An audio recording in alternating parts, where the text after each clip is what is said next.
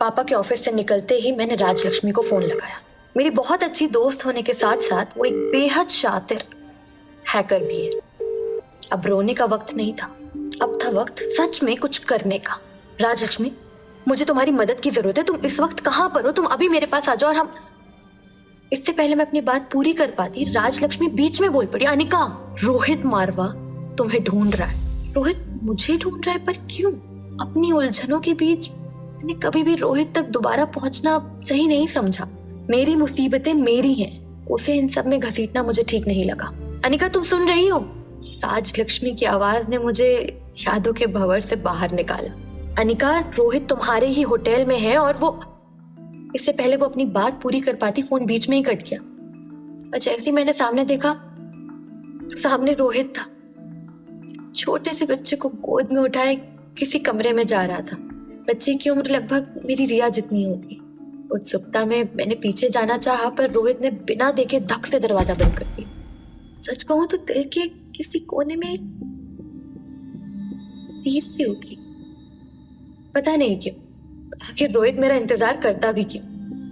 हमारी कुछ दिनों की दोस्ती थी, वो भी पूरी तरह पारवा चढ़ी भी नहीं थी कि पापा ने उसके पहले ही मुझे जबरदस्ती घर वापस बुलवा लिया था। उसके बाद हमारी मुलाकात सीधा डोगरा निवास की पार्टी में हुई थी, जब मैं प्रेग्नेंट थी। वो शायद जानता भी नहीं होगा कि मेरे ऊपर क्या बीती है, मेरे साथ क्या क्या हुआ है, और उसे समझाने का शायद अब कोई मतलब भी नहीं था। वो भी मुझे चरित्रहीन, बिन ब्याही माँ, यही सब समझता होगा। और आखिरकार वो मुझ पर विश्वास करेगा भी क्यों? मैं ये सब सोच ही रही थी कि तभी रोहित के कमरे से बहुत तेज आवाज आई, आर्यन, आज से तुम्हारा टीवी, तुम्हारा वीडियो गेम, सब कुछ बंद। तुम्हें अंदाजा भी नहीं कि तुमने मुझे कितना डरा दिया था। रोहित शायद छोटे बच्चे को डांट रहा था। सॉरी पापा, मैं दोबारा ऐसा नहीं करूंगा। छोटे से अबोध बालक की सिसकियों भरी वो आवाज, वो सुनकर जैसे मानो मेरा दिल टूट सा गया। लगा जैसे मेरा कलेजा मुंह को आ रहा है। मन कर रहा था कि मैं भाग कर जाऊं उसके पास और उसे अपने सीने से लगा लूं। आर्यन में ना जाने क्यों मुझे मेरी रिया दिखाई दे रही थी। वो भी ऐसे ही रोती थी जब भी मैं कोई छोटी सी जरा सी बात पे उसे कुछ कह दूं। ये बच्चे भी ना। आर्यन, तुम्हारा सॉरी का मैं क्या करूं बताओ? 1000 बार समझाया तुम्हें कि ये शहर सुरक्षित नहीं है। तुम मारवा खानदान के इकलौते चिराग हो। तुम्हें कैसे समझ नहीं आती है बात? ऐसे अकेले तुम नहीं घूम सकते बाहर। तुमने लापरवाही की सीमाएं लांघ दी हैं, अब और नहीं। और तुम्हारी हिम्मत कैसे हुई? कैसे हुई तुम्हारी हिम्मत बिना बताए इतने घंटों तक घर से बाहर रहने की? रोहित गुस्से से मानो उबल रहा था। इतने छोटे बच्चे के साथ इतनी सख्ती, ये सही नहीं था।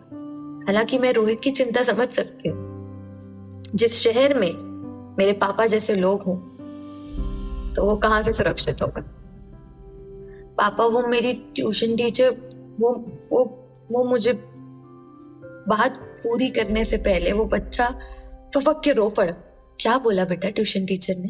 रोहित ने प्यार से पूछा। उसका गुस्सा शांत हो गया था। उन्होंने कहा कि मैं डफर हूं और शायद मैं अपनी माँ पर गया हूं। और उन्होंने ये भी कहा पापा कि मम्मी और मेरी वजह से आपकी लाइफ खराब हो गई। सच में पापा, हमने आपको इतना परेशान किया है क्या? आर्यन ने एक सांस में ये जवाब दिया। आर्यन, तुम कभी ऐसे दोबारा मत सोचना। तुम मेरे लिए सबसे ज्यादा खास हो। मैं तो सोच भी नहीं सकता तुम्हारे बगैर अपनी लाइफ। और तुम्हारी ट्यूशन टीचर से मैं बात करता हूँ। ये कहकर रोहित ने उसे अपने गले से लगा लिया। पापा, मम्मी हमें छोड़कर क्यों गई? आर्यन ने बड़ी मासूमियत से पूछा है। बेटा, अभी आप ये सब समझने के लिए ना बहुत छोटे हो। आप बड़े हो जाओ, फिर पक्का प्रॉमिस कि मैं आपको सब कुछ समझाऊंगा। इस सब में आपकी कोई गलती नहीं है। आप बस ये प्रॉमिस करो कि आप दोबारा कभी ऐसे कहीं नहीं जाओगे। प्रॉमिस पापा। बाप बेटे में कितना प्यार है, ये देखकर मानो कुछ महसूस हुआ। शायद मेरा बेटा जिंदा होता तो इतना ही बड़ा होता। आंसू पोंछते हुए मैं अपने कमरे में वापस आ गई। जैसे ही कमरे में घुसी, रिया मेरा इंतजार कर रही थी। मुझे देखते ही दौड़कर मेरे पास आई और कमर पर हाथ रखकर खड़ी हो गई और मुंह बनाते हुए बोली, अनिका गुलेरिया, तुम्हें पता है क्या टाइम हो रहा है? वो मेरी घड़ी खराब हो गई थी रिया। मैं भी बच्ची बन गई। इसकी सजा मिलनी चाहिए। तुमने अपना प्रॉमिस तोड़ा है।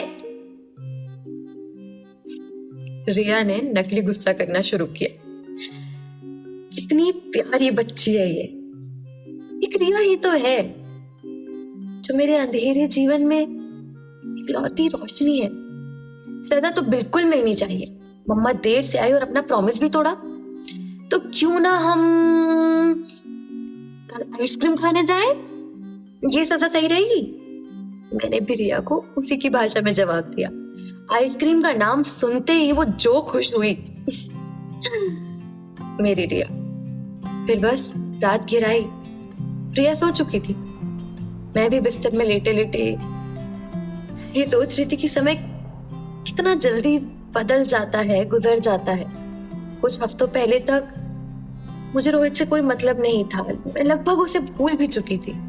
और आज जब अचानक से उसे देखा तो बार बार रोहित और उसके बेटे का ख्याल आ रहा है। बस एक बात समझ नहीं है, रोहित जैसे सुलझे हुए व्यक्ति को कोई औरत भला क्यों छोड़कर जाएगी, और वो भी एक बच्चा होने के बाद। और मुझे तो अंदाजा भी नहीं था कि उसकी शादी हो चुकी है। राजलक्ष्मी ने भी नहीं जिक्र किया कभी, शादी हुई भी है या नहीं। मैंने फटाफट रोहित की सारी सोशल मीडिया प्रोफाइल खोली और सब कुछ देखा। उसके जीवन में कोई महिला हो इस बात का सबूत कहीं भी नहीं था, ना जिक्र था। लोकल अखबार में, सोशल मीडिया पर कहीं भी नहीं। इतना बड़ा बिजनेसमैन अगर शादी करेगा तो कहीं तो खबर छपती। एक मिनट, ये मुझे क्या हो रहा है? मुझे इस बात से इतना फर्क क्यों पड़ रहा है कि रोहित के जीवन में कोई लड़की है या नहीं? हम वैसे भी हमेशा दोस्त थे, उससे बढ़कर और कुछ भी नहीं। फिर ये बेचैनी क्यों हो रही है? ये सब सोचते सोचते कब आंख लग गई पता ही नहीं चला। सुबह आंख खोली तो राजलक्ष्मी के 11 मिस्ड कॉल्स और एक मैसेज था। उसमें लिखा था कि तुम्हारा बेटा जिंदा है। मैंने तुरंत उसे फोन लगाया। हाय हेलो कुछ भी नहीं, मैंने चीख कर पूछा कहाँ है मेरा बेटा और तुम्हें कैसे? अनिका सब बातें बाद में, तुम्हें अभी के अभी वहां से निकलना होगा, जल्दी। 1 मिनट भी तुम वेस्ट नहीं कर सकती। राजलक्ष्मी एक सांस में ये सब बोल गई। मुझे कुछ समझ में नहीं आ रहा था, तभी उसने कहा तुम्हारे पापा और डोगरा को मालूम है कि तुम लोग कहाँ हो और उन्होंने तुम्हें मारने के लिए आदमी भेजे हैं। रिया को साथ में लो और अभी के अभी वहां से निकलो। मेरी सांसें मानो थम गई। हड़बड़ी में मैंने सोती हुई रिया को अपनी गोद में लिया और मैं जिस हाल में थी मैं बस कमरे से बाहर निकली। और बाहर निकलते ही मैंने देखा पापा के आदमी हॉल तक पहुंच चुके थे। मैं घबराहट में कमरे के अंदर वापस आई और मैंने दरवाजा बंद कर दिया। रिया भी उठ चुकी थी। उसने बोला मम्मा ये, और मैंने उसका मुंह पकड़ लिया। मैंने जोर से अपनी रिया का मुंह दबा दिया ताकि वो कोई आवाज ना निकाल पाए और वो जो लोग बाहर खड़े थे उन्हें ये ना पता चल पाए कि हम अंदर ही हैं। मुझे कुछ नहीं समझ आ रहा था मैं क्या करूं। ये सवाल जिंदगी और मौत का था। तभी मेरा फोन बजा और फोन बजने की आवाज सुनकर वो सभी सतर्क हो गए। और जितने भी लोग बाहर खड़े थे वो दरवाजे के करीब आ गए। वो अंदर ही है, बाहर से एक आदमी ने बोला। तोड़ दो दरवाजा, दूसरे आदमी ने। मैंने बस रिया को अपनी छाती से लगाया क्योंकि अब इस अनहोनी को मैं कैसे टालूं।